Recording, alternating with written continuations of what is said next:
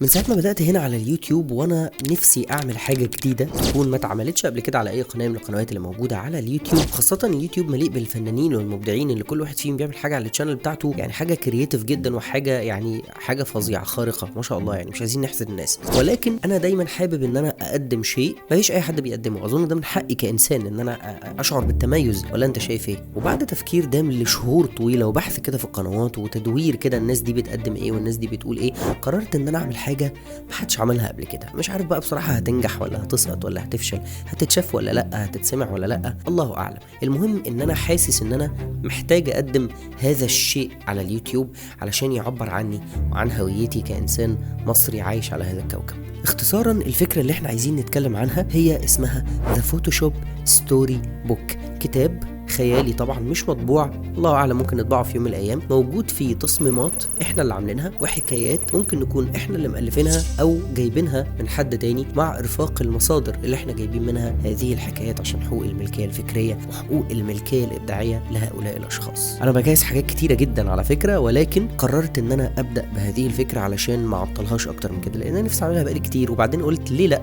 يلا نموف اون ونبدا كده مع بعض كده على بركه الله. واتشافت والله اتشافت، ما اتشافتش مش اول مره ترفض، يعني عادي مش مشكله، مش هنخسر اي حاجه. قصه النهارده واللي هنبدا بيها هذه السلسله العبقريه هي قصه بتعبر عن هويتنا المصريه واصالتنا كمصريين، طبعا مع الاحتفاظ بان هذه قصه يعني اسطوره ملهاش اي اساس من الصحه ولا ليها اي اساس من الواقع، ومش عارفين مصدرها ايه. هي مجرد قصه دونت في التاريخ بهذا الشكل بتعبر عن المصريين، واحنا قررنا ان احنا ننقل القصه كما هي مع مخالفتنا العقائديه او مخالفتنا في عقيده هذه القصه. حابب اقولك ان كل الحاجات اللي احنا اشتغلنا بيها النهارده جايبينها من على الانترنت، وبالذات من موقع انفاتو إليمنتس.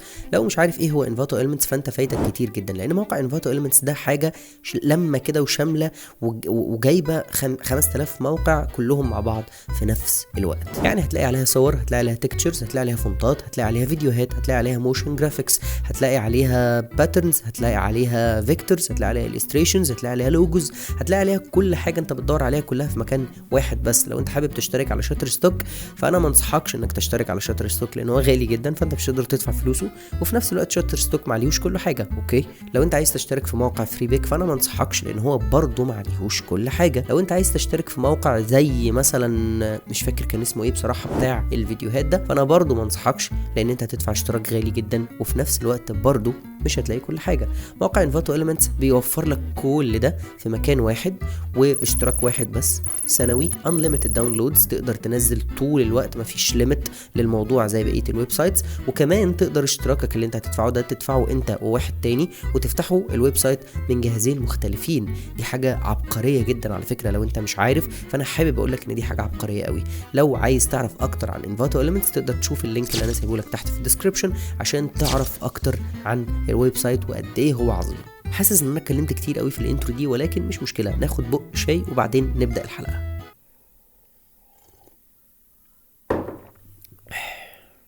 يلا نبدا الحلقه.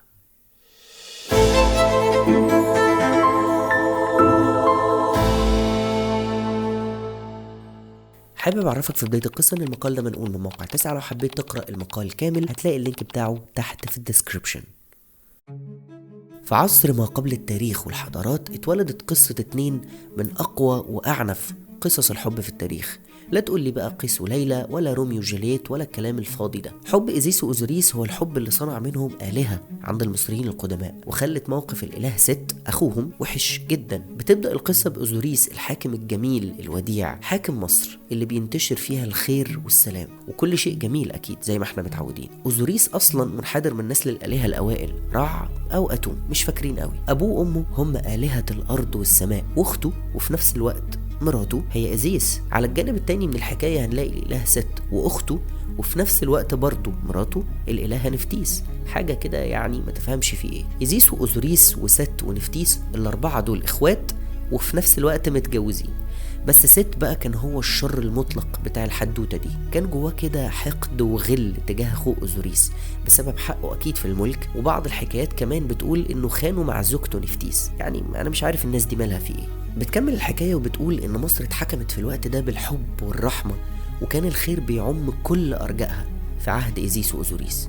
في نفس الوقت كان ست بيخطط لقتل أخوه أوزوريس، وفعلا قتله ومهد الطريق لنفسه عشان يفوز بالعرش، عشان ما كانش فيه وريث غيره أكيد، بس يا خسارة حكم بالظلم والفوضى، وكان عصره هو عصر الظلام وانهيار المملكة بعد ما كانت مليانة حب ورحمة وخير مع إيزيس وأوزوريس. إيزيس حزنت جدا على موت زوجها وحبيبها وأخوها أوزوريس، وده خلاها ما تستسلمش لموته أبدا، لفت عليه في كل مكان لحد ما قدرت فعلا توصل لجثته.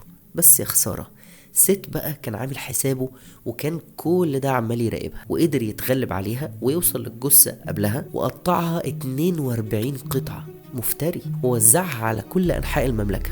بس علشان الحب زي ما احنا عارفين بيصنع المعجزات، إيزيس برضو ما استسلمتش، لفت في كل مكان عشان تجمع الجسد، وبمساعدة الإله تحوت إله السحر والشفاء، وكمان إله التحنيط الإله أنوبيس، فعلا قدرت تصحيه مرة تانية لكن بشكل مؤقت، وبحيلة ذكية كده قدرت تخلف منه بطل جديد، حورس. أيوة حورس الإله القوي المعروف عند المصريين القدماء. مات أوزوريس وودعته زوجته وحبيبته إيزيس، لكن بشكل مؤقت علشان يكون حاكم في مملكة الموتى. بدأت إيزيس في تربية حورس، ودايما كان عينيها على الانتقام من ست عشان تسترد العرش طبعا.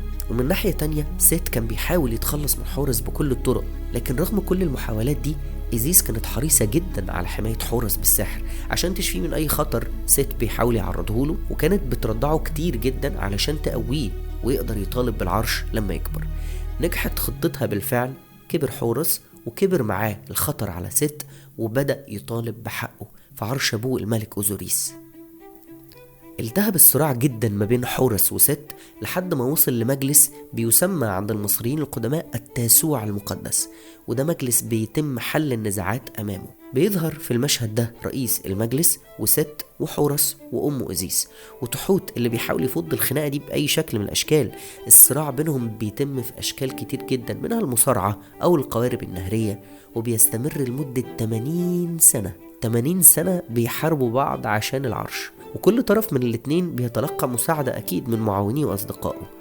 وصلت الحرب لحد الإيذاء الجسدي لحورس، ولكن حورس كان بيرد الضربة ب2 وانتصر تقريبا في أغلب الصراعات اللي دخل فيها مع ست. حورس انتصر على ست وسرق منه حاجة، بس يعني مش هينفع نقول سرق ايه، ولكن ست مسكتش، سرق من حورس عينه المشهورة اللي بتمثل خسوف القمر في عقيدة المصريين القدماء. لكن الصراع انتهى برجوع كل المفقودات لمكانها الحمد لله. بعد صراع طويل دام لمدة 80 سنة بين حورس وست، قدر حورس انه يكون هو المنتصر، وكان انتصاره ده هو بمثابة استرداد لكل الخسائر اللي خسرها حتى من قبل ما يتولد. بدأ ولايته بنفي عمه طبعا إلى الأرض الجرداء عشان يكون هو حاكم عليها، وأمر بجمع جسد أبوه أوزوريس عشان يقيم له حفل كبير جدا، واسترد عينه المفقودة وتوج بعدها كملك للموتى. هنا الكلام على أوزوريس أكيد، عشان يكون هو إله الموت والحياة المتمثلين في الخريف والربيع في عقيدة المصريين القدماء، ويتوج حورس كإله للأحياء بتأييد من أبوه أوزوريس وأم أوزيس اللي رجعوا لبعض بعد الغدر والخيانة من أخوهم ست، وينتصر في النهاية الحب والخير المتمثل في إيزيس وأوزوريس على الشر والظلام المتمثلين في أخوهم ست. رغم أن القصة دي تبدو في حقيقتها محض خيالات، إلا أنها بتحمل معاني كتير جميلة عن التضحية والحب والخير والشر اللي دايما هيطلع خسران في النهاية. وكده تكون خلصت قصتنا وحلقتنا النهاردة. أشوفكم في قصة جديدة ومغامرة جديدة عن المصريين القدماء. قولي كده حابب تسمع ايه في الحلقة اللي جاية في حكايات الفوتوشوب العجيبة بتاعتنا اللي احنا بنعملها دي. أشوفكم في الحلقة اللي جاية. سلام.